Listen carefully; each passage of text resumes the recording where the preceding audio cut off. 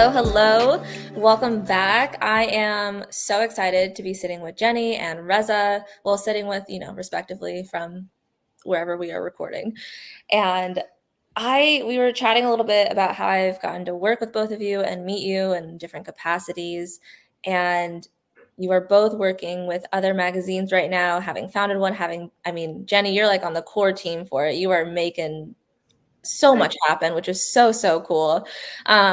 But yeah, we're gonna jump into a little bit of the publishing side today. I know from my perspective, I get so many questions all the time about like why a magazine, or how do you create content? What goes into it? And especially people want to know more about the different people and brands that we get to work with. And I am constantly in awe of the content that both of you are part of putting out. And so I'm excited to jump into that today. So thank you both for joining. Well, thanks for having us. Yeah, appreciate it. Really excited to chat. Yeah, of course. So I know in our intro, I did a little bit about the magazines that you both work with. Do you both mind sharing a little bit of background from your perspective about Sustain the Mag and Pattern? Sure. Reza, you go first. Yeah, so Sustain the Mag is primarily digital, sustainable media publication. We are trying to shift the narrative of sustainability in media, making it inclusive, accessible, kind of talking about sustainability in all aspects of our lives. We also embody slow media. And for those that may not know what slow media is, it means that we kind of like work at our own pace. We kind of have a lot of more evergreen content. We want to make sure what we're putting out is more impactful rather than hurtful, because we can see that a lot of news, publications and sites can cause harm due to clickbaity titles and just trying to get, a crazy amount of views on their page. And in reality, it can be harmful for the people involved in the story. So that's what slow media means to us. We want to be very intentional with our work. So yeah, everything's digital. We have writers from all over the world. We'll probably chat more about the challenges later. So I'll pause there and let Jenny chat more. We'll just spend the entire time talking about challenges.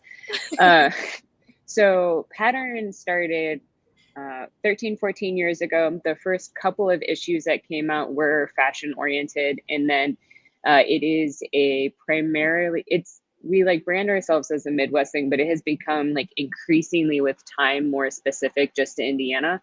Mm-hmm. And the content itself has changed too, but starting out with fashion, there is not like an enormous appetite for fashion in Indiana. And so a fashion magazine on like a local scale was just sort of like, this was fun, but it had a really small audience. And then Pattern is part of a nonprofit. We do a lot of other work. And so the magazine has over the years evolved to match the communities we're serving. And so each issue, it's a biannual print publication, and each issue has a theme. We've done like art and music. We did food a year ago, which was really fun. The last issue was the creative economy, and the one we're working on right now is basketball. But the idea is we're featuring primarily like local creatives who are doing something that like intersects with whatever that theme is. So it's an opportunity to showcase that there is like this incredible talent across Indiana, which in a lot of respects for younger people can serve as a beacon for hope, to be like, I see myself in this otherwise like pretty conservative state. I see a dream that I have being played out here. So there's an opportunity for that, but there's also like a chance for those creatives themselves to be like, hey, we see you, and we want to, in your own words, help you share the story of the work that you're doing. And we want to take like a really badass portrait of you and make you look great. And so you feel really good about yourself, and then put that out in the world. So that's it. That's some. Also lots of challenges. I love that. And yes, I think about the challenges less than I used to, I feel like. However, they are still prevalent and always easily accessible in more ways than one. But I remember seeing Pattern when I was in college, and I think it's really cool. Rez and I, we've talked about this a bit in the past about how we can have these meaningful conversations in these publications that still have the same design quality and caliber as like your Vogues and your Yeah. GQs, whatever, but they're talking about meaningful shit. Like Mm-hmm. conversations that matter, it's conversations that move you in different ways. And it doesn't have to be this bland oatmeal feeling, I don't know, design. I think Reza, you and I talked about this a while back, but we were like, everything that felt sustainable or meaningful in content was just very bland. And so it's been really cool to see so much life and color and the artistry of it put into these publications that are really captivating and growing people in these different ways, especially with their mindsets. And I know you both kind of touched a little bit on your topics that you cover, and I know it can vary by theme, but I know you're not supposed to ask about favorites, but I'd love to hear about maybe a project or two from both of you that you Mm-hmm. had a lot of fun working on, and maybe some of the conversations you got to see come from that story being shared. We did a couple issues back. We did a section that ended up featuring like a handful of different things that were going on in Gary. So Gary, Indiana, if you live in Indiana, you probably like already like immediately like, here's what I know about Gary. And if you don't live in Indiana, it's possible you've never heard of it. In the 90s, it was labeled the murder capital of the world because it was true in the 90s, but hasn't been true since. But because of like a number of issues, pretty much all of which I think stem from a widely racist community, that when Gary elected one of the first black, it's like the first black mayor of a major city, the like white businesses just like took off and moved and like made new towns outside of Gary. And so like decimated the population. So it's like a small scale Detroit. Being able to meet people up there and to make connections and to learn what artists are doing and how they see the city and how proud they are of what's happening. And then also conversations of, there's a lot of photographers who like to come through the area, and it's, oh, what's the term for it? It's like people take really beautiful pictures of like dilapidated buildings. And there's a phrase for it. Like the pictures are really cool because it looks like, oh, this is like something in Europe. That like church is like hundreds of years old and it's like falling down on itself. You're like, actually, it was built in like the last 75 years, and the population just dwindled to 3 people, and like they couldn't handle, and so the church has collapsed on itself. And it just like doesn't do anything meaningful for the community, that photographers are coming through and taking pictures of these spaces and then posting them. And then everybody has this impression of like Gary as a city is just collapsing on itself. And then, so it's like perpetuating this narrative of a community. And so being able to come in and to like tell a different story, to say like, oh no, there are these writers, and then there are these street artists and all these these community organizing efforts that are really, really amazing in this space that otherwise feels like, oh, Gary. Like I remember as a kid, my dad, like whenever I would be going up to, we'd be going to Chicago when I was old enough to be going like by myself. It was this thing where like you have to stop to get gas. You like have to stop before you get anywhere near Gary. So you like don't get gas anywhere near Gary. Like you don't get off on that exit. And it was just like this wild thing to be like, actually, it's really cool. Yeah. You know, and the city has it annexed like a neighborhood, Millersville, and so it's weird because that like area isn't necessarily core to Gary, but that area is really cute. It has this beautiful waterfront park and this sweet little like main street strip with some really good restaurants. And I don't know, it's just like the opportunity to, as we were making this content, to learn something about my state, to like reinform my understanding of an area and the people who live there and what's going on. Like, oh my God, I was just wrong. And I feel like that's one of the, for me, that's one of the coolest things in this content creation, is when I get to update the way that I understand the world and be like, oh, I didn't know. I have better information now. And then it also feels good to be like, now that I have like 3 people who, if I like live up in Gary, it's like, if I wanted to do anything up there, I can make a phone call and they'd help me. And that's like, that's awesome. I really liked it. That's amazing. And I think too, I love how you said I'm getting to tell this new narrative about this space that people have this preconceived notion of that is really outdated and just untrue at this Yes. point. That's very cool. I mean, I don't know a lot about Gary either, and I also didn't realize how Pattern was moving so far out of like, the donut counties and Indianapolis and expanding to more of the whole state. And I think that that's really cool. I think sometimes as businesses, I mean, I think there can be a responsibility to proudly like represent the state that you're in and communicate the stories of it. And I know Reza, you and I have talked about how we have writers from all over the world in these different ways, but I know that we both also are fairly involved in our homes, like our home city, can't talk right now, our home city, our home state, and elevating what our own local atmosphere looks like while also expanding our reach and growing in different ways. Reza, what is one of your beloved projects that you've gotten to work on? Yeah, I mean, mine kind of is in theme of like focusing on more local rather than broader. So I forgot to mention, but I'm from Austin, Texas, or not from, I live in Austin, Texas for the past 4 years. I'm actually from California. But I, at South by 2 years ago, got introduced to these Indigenous organizers that were kind of like promoting Indigenous panel that they're hosting about like film and storytelling at South by, and they were having like the food truck and they were giving out these free desserts. And outside, I talked to the 2 people that were like chatting with people. One of them was Lucille, and we were learning about how she has a buffalo farm 40 minutes outside of Austin. And I was like, wow, this is so great. I want to one day feature her and talk to her and like, share her story on the platform. And for context, we do have quarterly, we paused it this year because there's a lot of changes, and maybe I'll mention that later. But we had from 2019 to 2023 quarterly digital covers. So on top of just our articles, we have like actual digital covers that we, produce. We photograph these change makers, right? Story covers. It's like front and center on our website. It looks like a magazine color cover. It's really cool.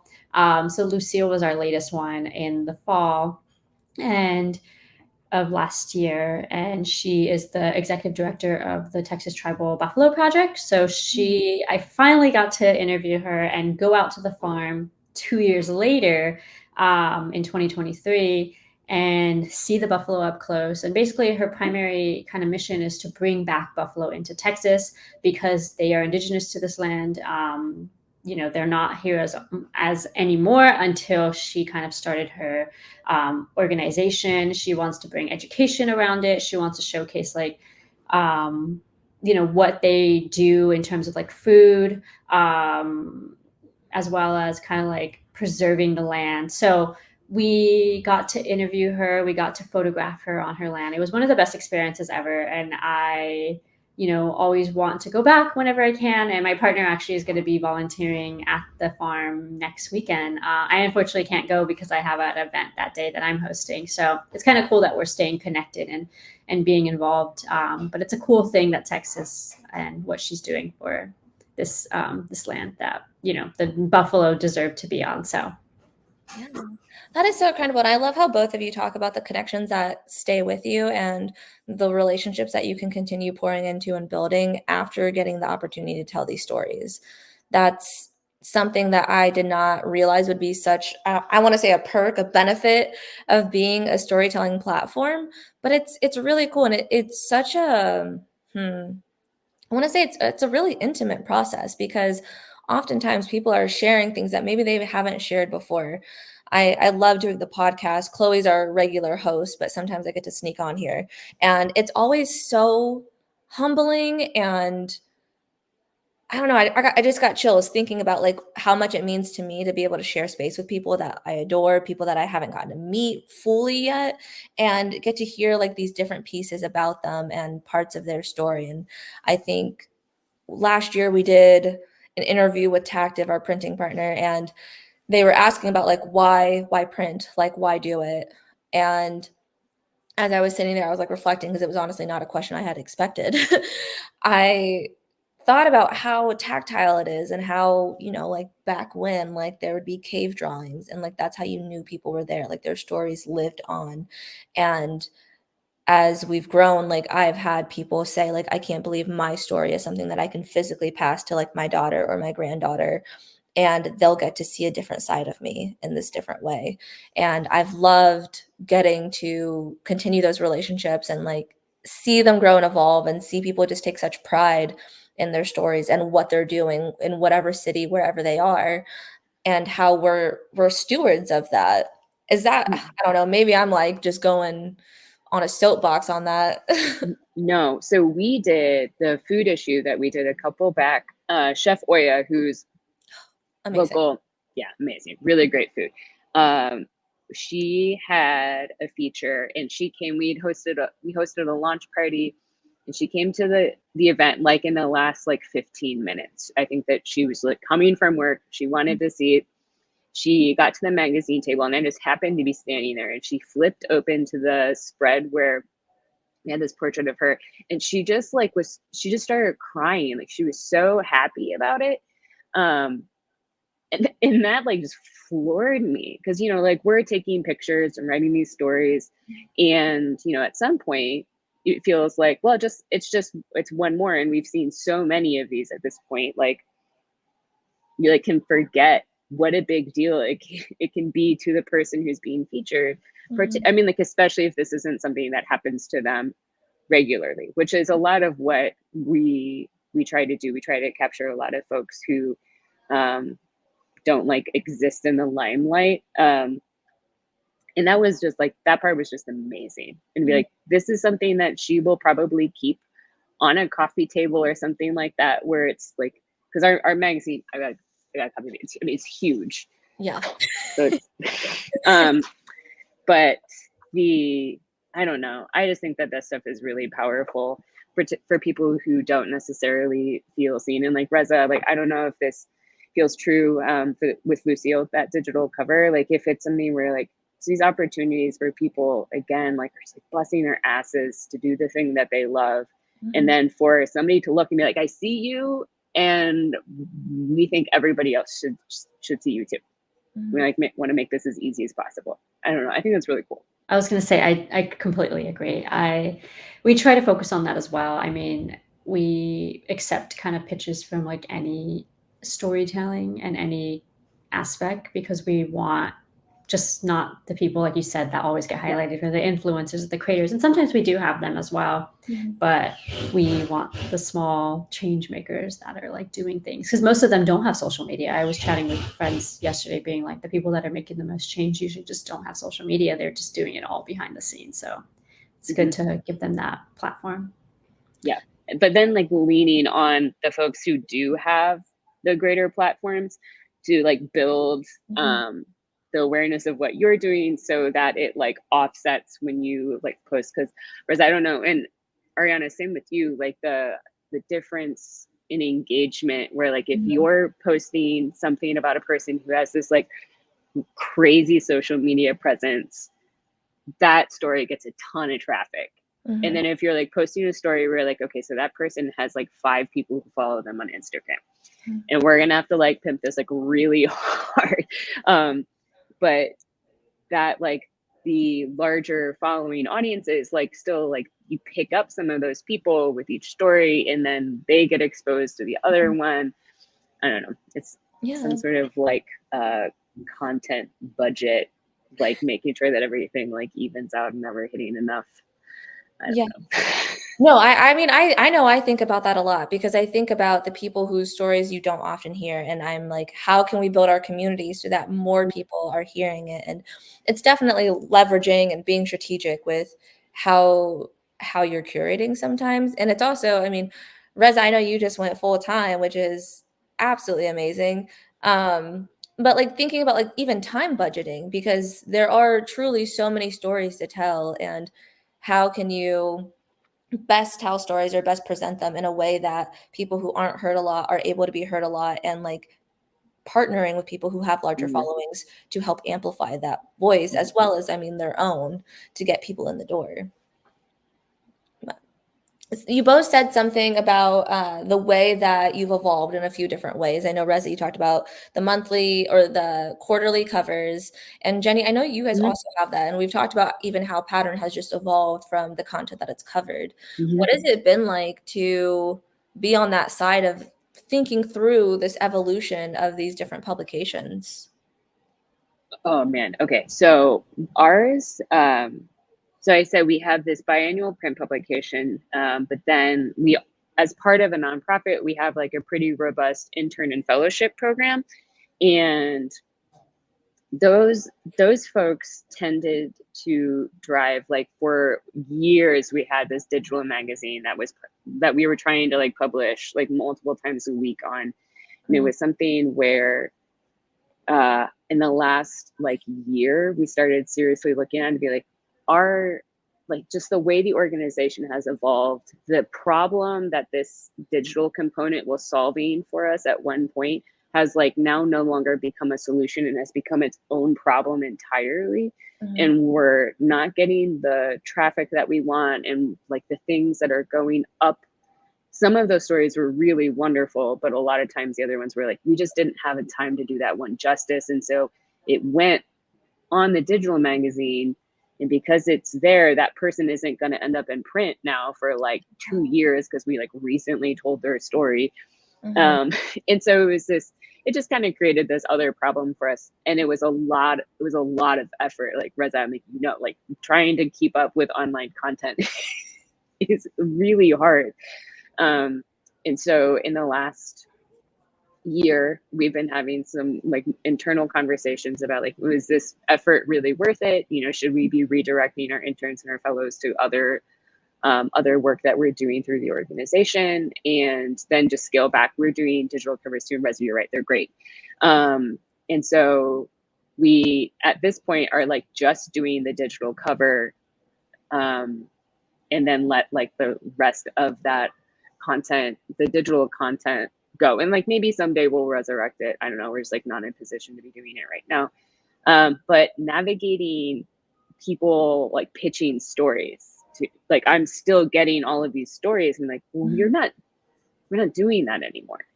Did you go to our website? Like, we haven't posted anything in a while.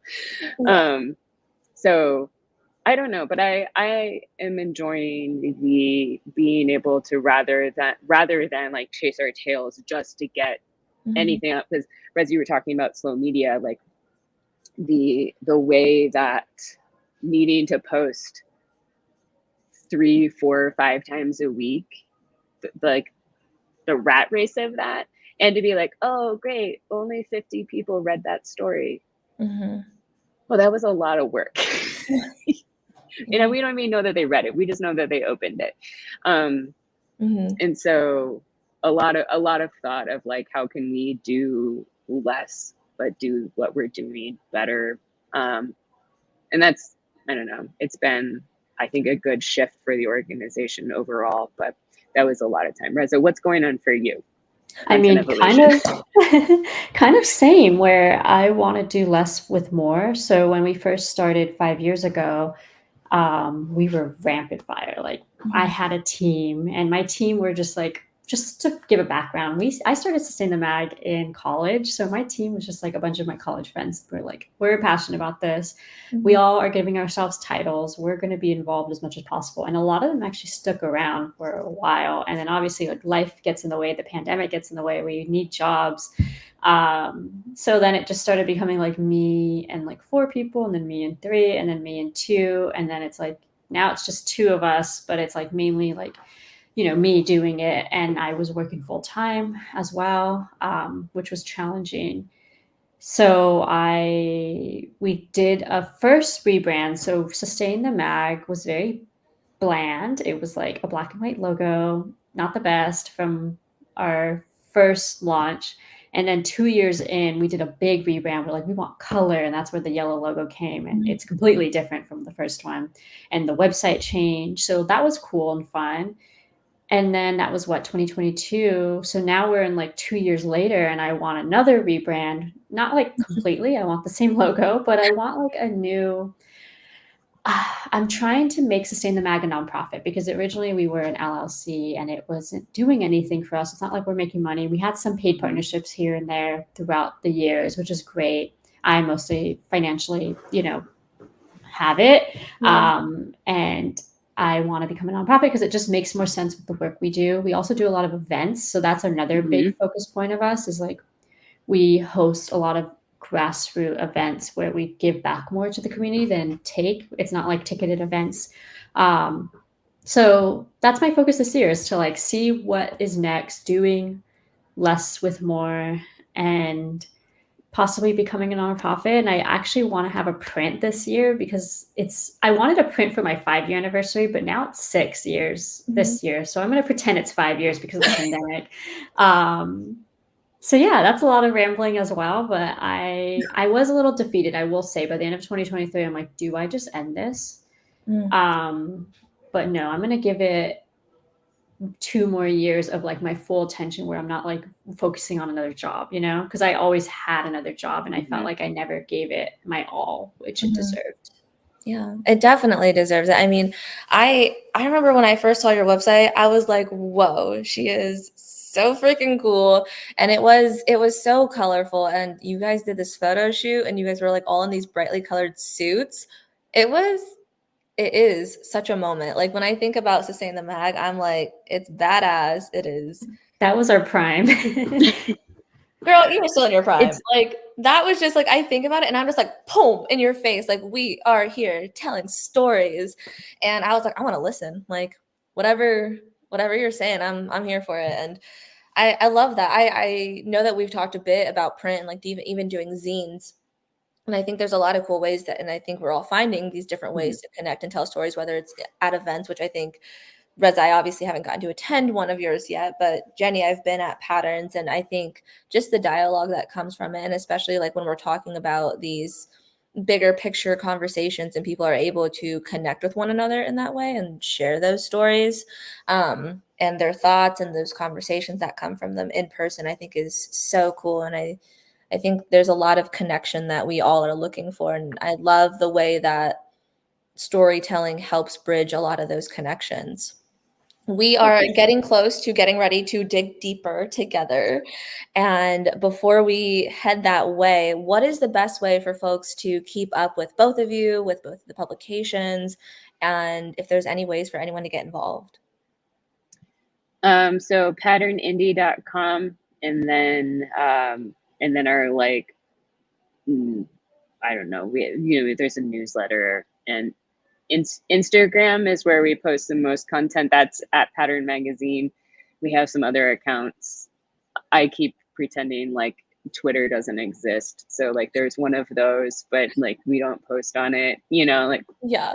I think a lot of people have on Twitter or X, whatever. Yeah. But from our website, you can subscribe to the magazine.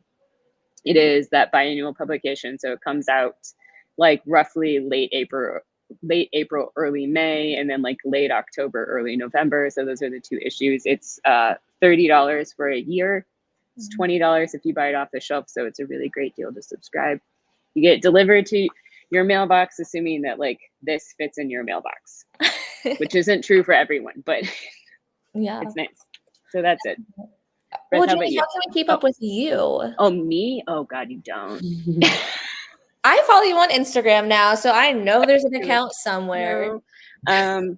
I try. So I had to get an account to like work to like function here. Our executive director and editor-in-chief, Paulina, is sweet and hilarious and bullied me into getting an Instagram account so that I could be tagged on things. So I like have one. But it's private and I only I'd be happy to follow you. But all these people who are listening, I love you. I'm sure I love you and you're wonderful. And if we meet in person, I'll add you. I'm at Jenny Wears Jeans, but I'll only accept you if I know who you are. I respect that. You got to have those boundaries, especially online. We're here for it. We're here for it. Yeah. Okay, Rez, that was really long. No, How you're do we good. follow No, you? we are here to take up space today. It is good. Both of you need to stop saying. Yeah, Sorry, no So stories. no, we're here for space. We're here for you.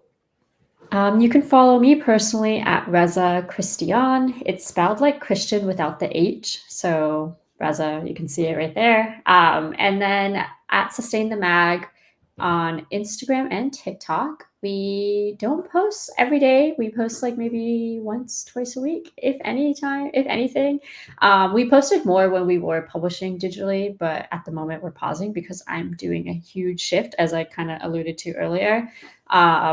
So again, same with Jenny, like our articles haven't been updated since October 2023 because of this shift. But still go and look at the articles. They're evergreen content. I think people they're supposed to be read years later. And then we have a newsletter that I'm revamping this year. So definitely subscribe on the sustainthemag.com website. your website is beautiful. I love it. Thank you. Yeah. Thank you. Well, thank you both so much for joining. This was so fun. If you are interested in hearing more and digging deeper with us, head over to our Patreon or to our YouTube to get a sneak peek. And with that, let's talk more on Monday.